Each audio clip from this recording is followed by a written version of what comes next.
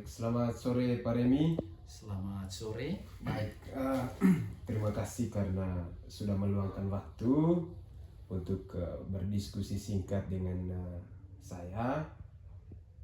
Jadi ini tentu merupakan sebuah kehormatan. Kenapa ini sebuah kehormatan? Karena Pak Remi ini adalah salah satu mantan ASN yang menurut saya sudah banyak pengalaman selama ini. Dan pada kesempatan ini juga saya ingin menggali banyak hal, diskusi dengan banyak hal dengan Pak Remi, khususnya terkait dengan situasi Manggarai hari ini.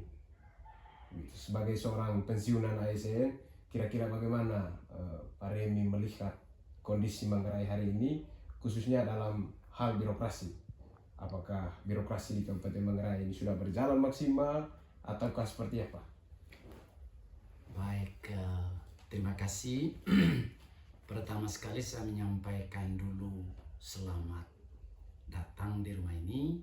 Yang kedua, saya sampaikan selamat Pesta Natal 25 Desember 2023. Itu yang pertama. Yang kedua, saya ingin perkenalkan diri dulu. Nama saya lengkap Remigius Harun. Saya kelahiran Satermisi Utara. Lalu kemudian saya di birokrasi itu mulai tahun 2009 dan saya pensiun tahun 2021. Oke, karier saya mulai saja dengan tahun 2006 saya sudah dengan jabatan sebagai camat Riau. Kemudian 2010 saya pindah ke Ruteng sebagai kepala bagian humas dan protokol. Lalu kemudian geser ke kepala bagian organisasi. Dan terakhir saya kepala badan kepegawaian pendidikan sumber daya manusia daerah Kabupaten Manggarai. Itu kira-kira perjalanan karier saya. Itu yang pertama. Yang kedua mengenai perjalanan birokrasi di pemerintahan Kabupaten Manggarai. Saya cukup lama juga menangani kerja-kerja birokrasi, terutama waktu saya di organisasi. Di organisasi itu akan diuraikan jabatan apa, mengerjakan apa. Lalu kemudian ketika saya di kepegawaian, itu tugasnya adalah menempatkan aparatur sipil negara ini pada fungsi yang pas. Itu kerja-kerja saya selama saya berada di birokrasi. Bagaimana kemudian itu kalau kita lihat sekarang ini, misalnya posisi dengan hari ini, saya tentu bukan lagi menjadi bagian dari birokrasi yang ada sekarang. Ya. Tetapi setidaknya saya mendapat rekaman, baik secara langsung dari teman-teman saya yang masih aktif di dalam birokrasi, maupun yang saya dengar dari mulut mereka, ataupun saya dengar atau saya baca dari tulisan teman-teman wartawan di media sosial, media cetak. Itu saya dapat gambaran dari pemerintahan yang ada sekarang. Baik, itu yang kedua. Bagaimana kemudian evaluasi? Yang pertama adalah birokrasi itu ada struktur di dalamnya. Dan kepala tertinggi di level kabupaten adalah bupati. Lalu kemudian bupati itu dibantu oleh wakil bupati. Lalu secara administratif ada sekda di bawahnya. Itu yang pertama. Yang kedua, kerja-kerja pemerintahan itu di level kebijakan itu ada di bupati. Sedangkan di level tata laksana ada di staf. Staf itu kemudian kepala dinas dan seterusnya ke bawah. Oke. Dengan demikian, suasana kerja antara staf dengan pimpinan tertinggi harus dibangun sebaik mungkin supaya irama kerja itu berjalan dengan baik. Apa yang saya maksudkan dengan itu? Yang pertama adalah mengenai pengelolaan pegawai, penempatan pegawai, dan yang berikutnya lagi adalah mengenai pemenuhan hak-hak pegawai. Itu menurut saya penting. Ya, penting. Yang pertama misalnya hak seorang bupati adalah menempatkan pegawai itu pada posisi tertentu. Itu hak dia. Tentu dengan segala macam kriteria yang dia punyai. Atau dia nyontek dari peraturan yang ada. Yang kedua, ada juga di level staff. Dia ada hak misalnya mengenai gajinya, mengenai tunjangannya dan segala macam. Oke, itu semua harus dikelola dengan baik dalam rangka apa? Supaya staf di level tata laksana bisa menjalankan roda pemerintahan itu sesuai dengan keinginan dari seorang pemimpin, seorang bupati. Oke, saya bayangkan kalau hak-hak mereka itu juga kemudian tidak dipenuhi secara proporsional oleh pemimpinnya, ada kekhawatiran bahwa mereka tidak akan bekerja dalam irama yang sama. Irama yang sama yang saya maksudkan adalah apa yang menjadi visi misi dari bupati selaku pimpinan tertinggi tidak di follow up dengan bagus oleh stafnya di lapangan. Dan yang sengsara di balik itu semua adalah rakyat yang dilayani. Sambil saja salah satu contohnya, Pak. Saya dengar dan saya baca salah satu kebijakan kepala daerah selama ini adalah tunjangan kinerja. Itu saya tahu. Dan tunjangan kinerja itu level eselon 2 saya tahu itu adalah 1.200.000. Lalu terakhir ini karena satu dan lain hal maka dipangkas menjadi 50%. Oke. Bagi Remi, bagi saya, ya, setiap pegawai pasti ada harapan untuk meningkatkan gajinya, pendapatannya. Kalau harapan itu tidak terpenuhi, pasti ada kekecewaan, tentu dalam level tertentu. Saya bayangkan kalau sudah terbiasa dan terima 1,2 lalu kemudian dia terima hanya 600.000, saya kira kekecewaannya juga akan lebih kalau harapannya tidak terpenuhi. Oke, dalam kondisi kekecewaan seperti itu, menurut saya pasti akan mengganggu irama kerja pegawai. Ya, kalau sudah terganggu irama kerjanya, pasti capaian visi misi kepala daerah juga akan terganggu. Oke, seberapa besar gangguannya tentu itu harus punya data. Dan saya tidak sampai ke level itu. Untuk sementara itu kira-kira gambaran dari sebuah posisi yang saya tahu sampai dengan detik ini. Terima kasih. Oke, baik. Terima kasih Pak Remi sudah menggambarkan secara singkat terkait dengan kondisi birokrasi di Manggarai dan bagaimana roda birokrasi itu berjalan maksimal. Nah, yang mau kita gali juga pada kesempatan ini terkait dengan penempatan PLT. Ya, penempatan PLT di beberapa dinas di Kabupaten Manggarai. Nah, kira-kira bagaimana ini Pak Remi sebagai seorang mantan ASN yang sudah lama di birokrasi dan sekarang sudah pensiun, bagaimana sebenarnya penempatan PLT ini di beberapa dinas ini? Apakah menurut kacamata Pak Remi ini baik adanya dan layak dipertahankan, ataukah memang penempatan PLT ini berpengaruh signifikan terhadap perjalanan roda birokrasi di Manggarai ini? Mungkin bisa beri komentar terkait penempatan PLT ini. Terima kasih. Seingat saya, Pak, waktu kami menata birokrasi ini, terutama untuk perangkat daerah sesuai dengan regulasi terakhir, itu ada 33 eselon 2. Lalu mekar sekarang itu ada Badan Pendapatan, ada Dinas Pemberdayaan Perempuan, ada Perizinan. Artinya ada kira-kira ada 3 yang tambah, berarti dia menjadi 36. Lalu dari 36 itu yang saya tahu lowong itu sekitar 8 atau 9. Okay. Dari angka itu menurut saya ini kurang bagus. Menurut saya dari segi postur perangkat daerahnya. Nah, kalau PLT-nya 1-2 mungkin tidak terlalu banyak. Itu yang pertama. Yang kedua, lama PLT-nya sudah lebih dari setahun. Sepanjang yang saya tahu, PLT tidak bisa lebih dari 6 bulan atau setahun, tidak sampai. Baik, itu yang pertama. Yang kedua adalah bagaimana dengan cara kerjanya. Okay. Sepanjang yang saya tahu, seorang PLT itu tidak bisa mengambil keputusan strategis di dinas itu. Tidak bisa. Tidak bisa mengambil keputusan strategis, menyangkut keuangan, menyangkut kepegawaian, dan macam-macam hal. Oke, itu yang satu. Yang kedua, sepanjang yang saya tahu juga, respect staff terhadap seorang PLT itu tidak sama dengan seorang kepala dinas definitif. Karena apa? Yang PLT itu adalah orang di situ juga kan? Orang di situ. Biasanya PLT itu kan yang selevel atau satu tingkat di bawahnya. Tidak bisa ke atas PLT. Okay. Misalnya kepala dinas eselon 2B tidak bisa sekda PLT. hanya bisa asisten atau sekretaris di bawah, satu tingkat di bawahnya. Oke. Itu artinya apa? Kalau dia eselon 2 juga PLT-nya mungkin tidak terlalu signifikan untuk mengganggu roda pemerintahan. Tetapi kalau PLT-nya itu eselon 3 di bawah eselon 2, lalu di dalam dinas itu, saya pastikan respect staff terhadap dia juga agak kurang.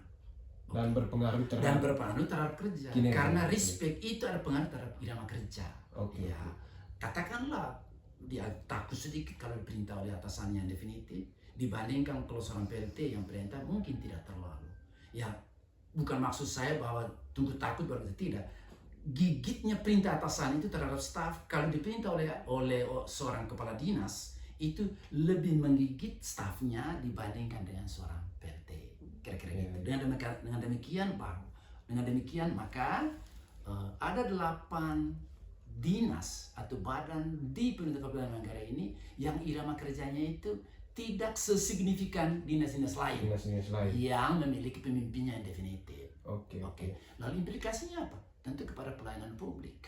Ya. Pelayanan publik tidak maksimal dan lain-lain. Menurut saya ini sebuah kondisi yang menurut saya patut disayangkan. Ya, oke. Lalu kenapa itu terjadi? Menurut saya Pak, yang tahu adalah orang-orang di dalam. Kenapa itu tidak bisa diisi secara definitif? Oke. Sekian. Baik, terima kasih. Soal birokrasi saya pikir demikian dulu. Lalu kita bergeser ke pembangunan. Ya, pembangunan di Kabupaten Manggarai per hari ini. Begitu.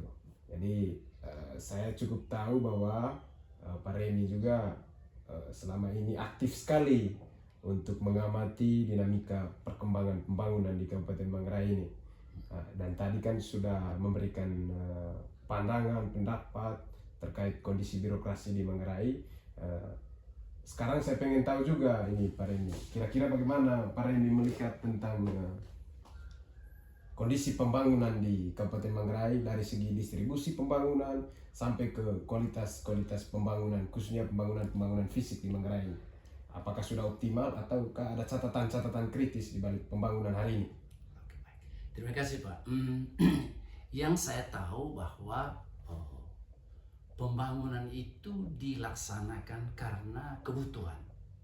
Itu dulu. Ya. Karena kebutuhan. Oke. Kemudian yang kedua, baru omong tentang kualitas. Dan yang ketiga, setiap output pembangunan itu harus bisa menghasilkan sesuatu berikutnya. Oke. Tidak bisa membangun untuk pembangunan itu ansih. Tidak. Katakanlah kita bangun jalan raya, supaya jalan raya itu kemudian dilalui kendaraan, dilalui orang. Kayak gitu dia. Begitu juga pembangunan gedung kantor, ya untuk orang berkantor di situ. Oke. Dan kata lain, tidak boleh ada pembangunan yang kemudian hanya dibangun lalu tidak ada manfaatnya. Dia tidak menghasilkan apa-apa. Oke. Itu teorinya. Berikutnya beromong tentang kualitas. Saya ambil contoh saja Pak. Pak, kalau ke Sulawesi Utara itu ada Kampung Pedang namanya. Itu di Desa Compang Voto. Pintu masuk Sulawesi Utara dari Balalang. Saya lihat di situ itu ada jalan aspal ke daerah-daerah yang belum ada kebunnya. Situ ada vakas, ada rii di situ jalan. Tapi saya tidak lihat ada rumahnya. Oke.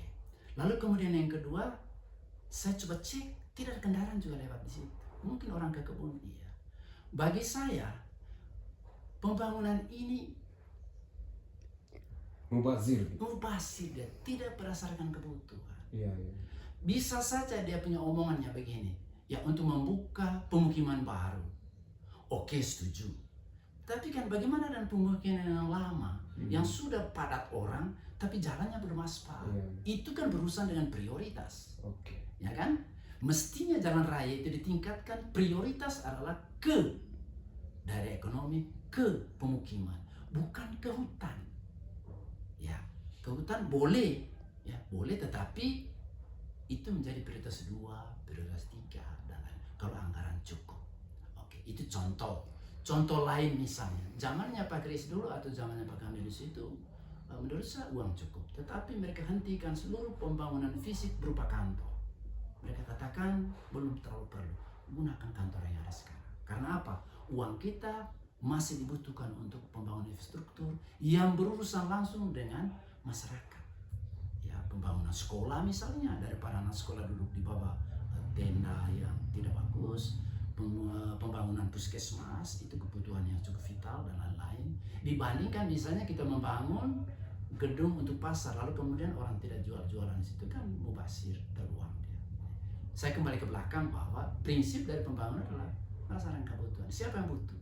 Ya rakyat Manggarai yang butuh. Nah, karena itu pemerintah, saya pikir harus peka terhadap kebutuhan itu.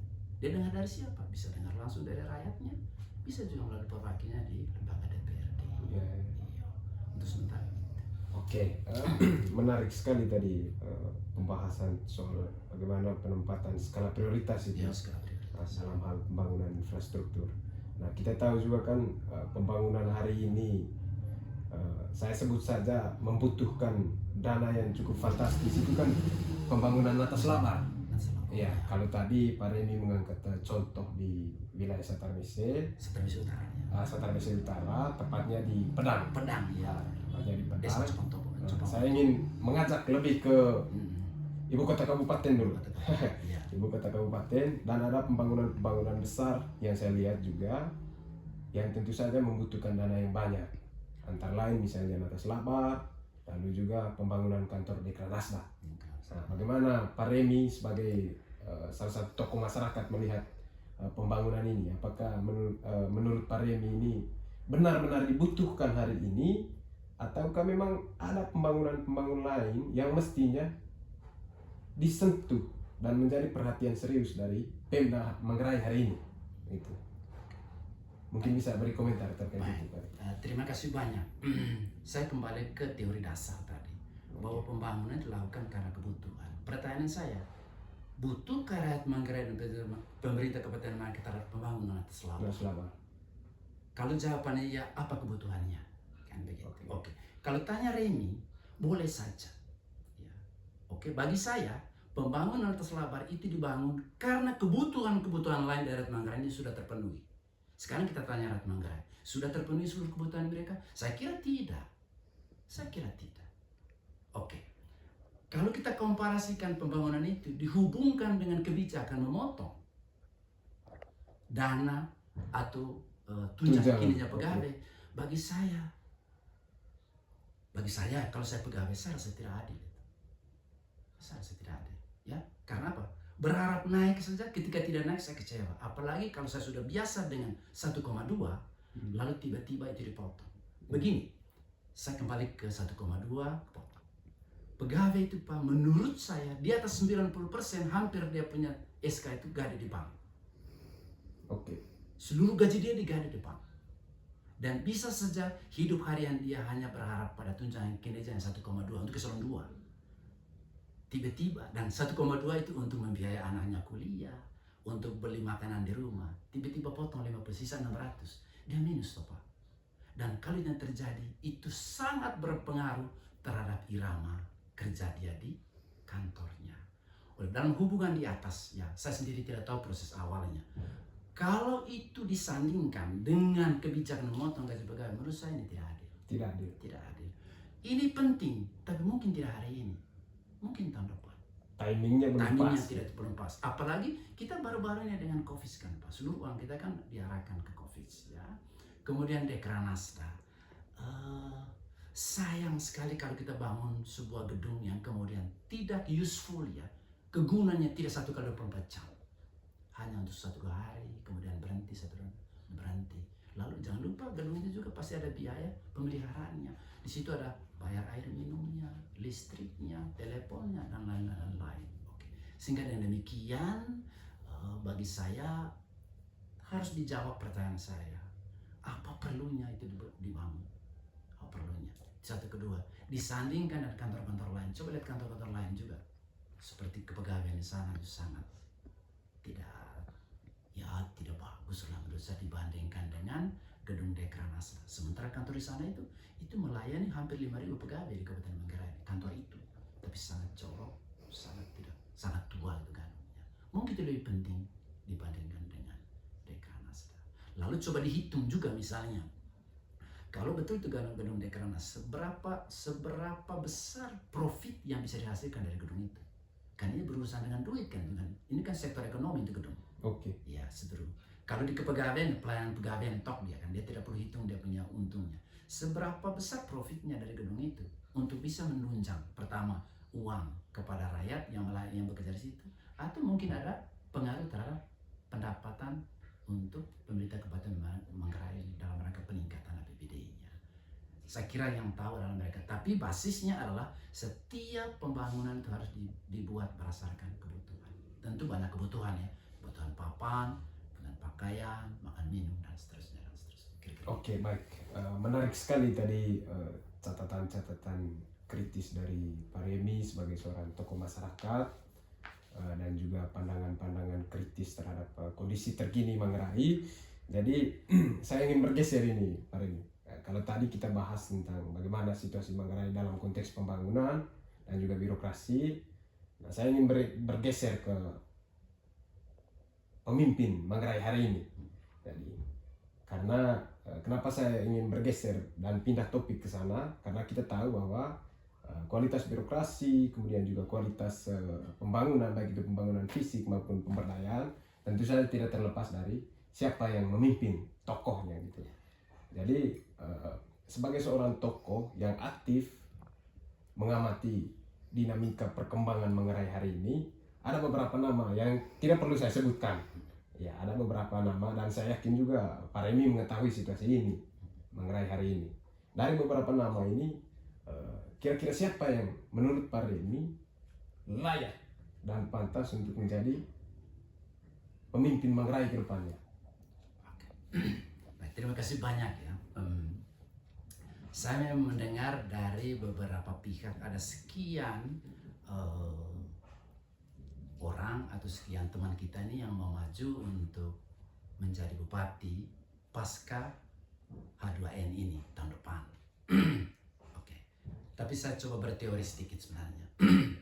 Menjadi pemimpin atau menjadi bupati atau menjadi apa saja namanya, harus ada semacam niat dalam hati dia untuk membuat orang lain lebih baik. Kalau bahasa lamanya, membuat Manggarai ini lebih baik. Apa itu Manggarai?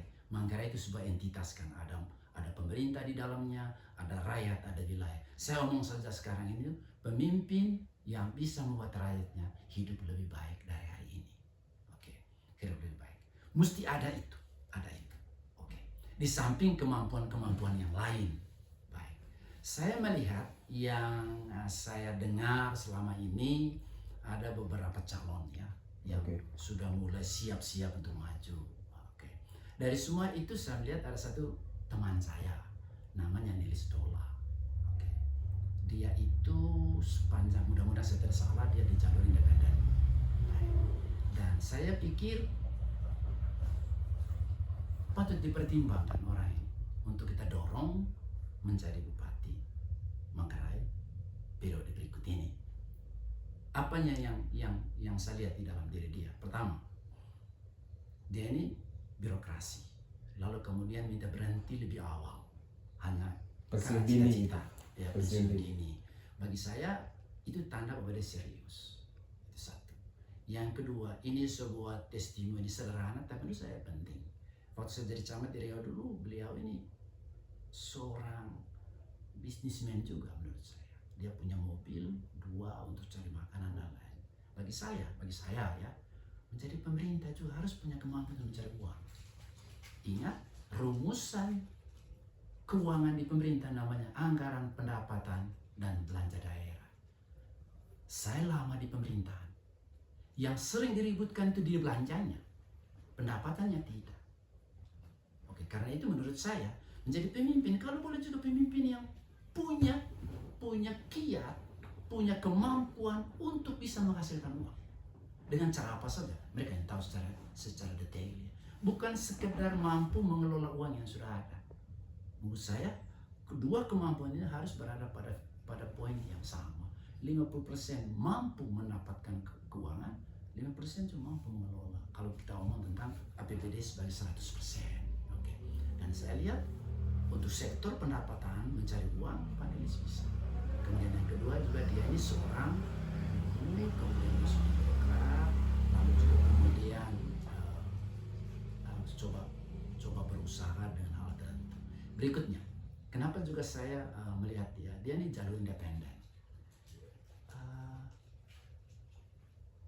Jalur independen itu ada satu tahapan yang dilalui begitu saja, yaitu partai politik.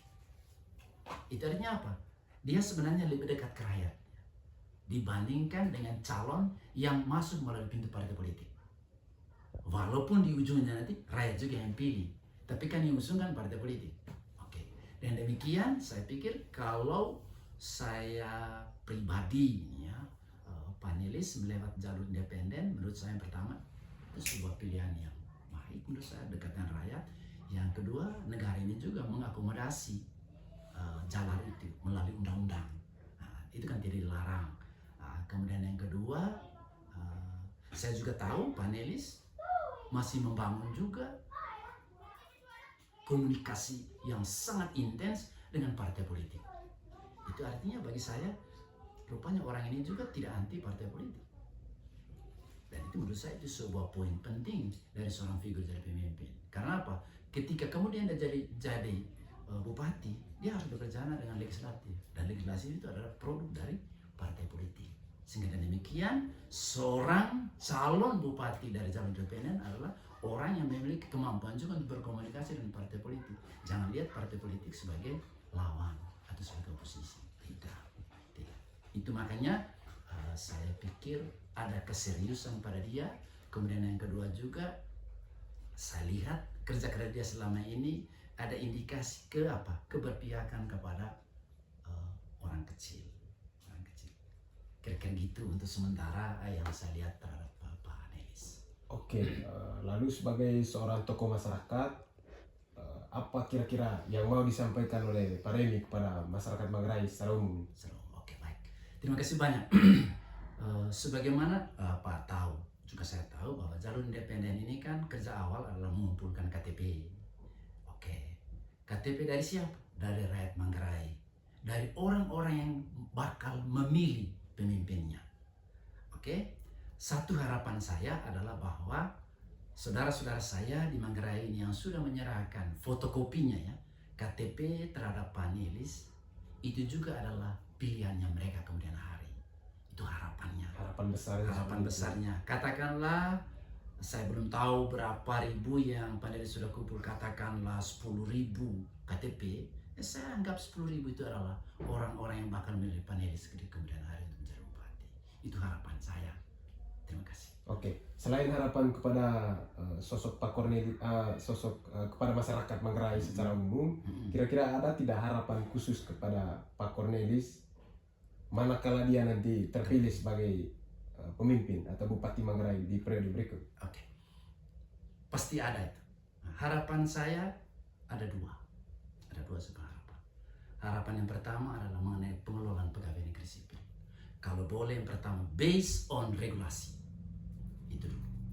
Jadi kelola pegawai itu pada tataran ikut aturan kepegawaian secara baik. Salah satu hal juga misalnya yang diatur dalam Undang-Undang Kepegawaian adalah mengenai pemilihan atau penetapan eselon 2 sebagai pimpinan tertinggi di perangkat daerah. Kalau boleh dilakukan fit and proper test secara objektif. Ya, secara objektif. Oke. Tentu kita harus menjujur juga Pak ya, bahwa teman-teman pegawai ini juga nimbrung di politik. Saya kira iya. Oke. Kalau itu dugaan saya itu benar, maka saya harap panelis kalau jadi bupati dia, iya akomodir juga itu. Tetapi jangan itu menjadi satu-satunya tolok ukur dalam distribusi pegawai. Kalau boleh, panelis harus bikin pemetaan bahwa dinas ini tidak bisa dengan jalur itu, hanya bisa dengan profesional. Contoh, orang dinas pendidikan itu harus dari guru misalnya, karena dia tahu tentang sekolah. Contoh, yang menjadi pemimpin di dinas kesehatan harus orang dokter. Oke. Yang berikut, orang di PU misalnya, kalau boleh dia seorang sarjana teknik misalnya, itu kan yang kasat mata orang saya dari kampung yang lihat, yang lihat itu namanya the right man, itu dengan fit and proper dress. Itu satu. Yang kedua, jangan lupa hak pegawai itu juga harus diperhatikan dengan benar. Oke? Karena apa? Pak tahu, bupati itu, katakanlah penjabat bupati, dia berurusan dengan seorang pegawai bernama A, tapi di bawah belakang dia ada banyak orang, ada istrinya, ada anak-anaknya. Ya? Kalau panelis mengabaikan hak dia, sama dengan mengabaikan juga hak dari orang-orang yang ada di belakang dia. Katakanlah panelis menonjolkan si A, B, C. Ya? Contoh, menonjolkan eselon 3, berarti dia kehilangan 1.900.000. Ya.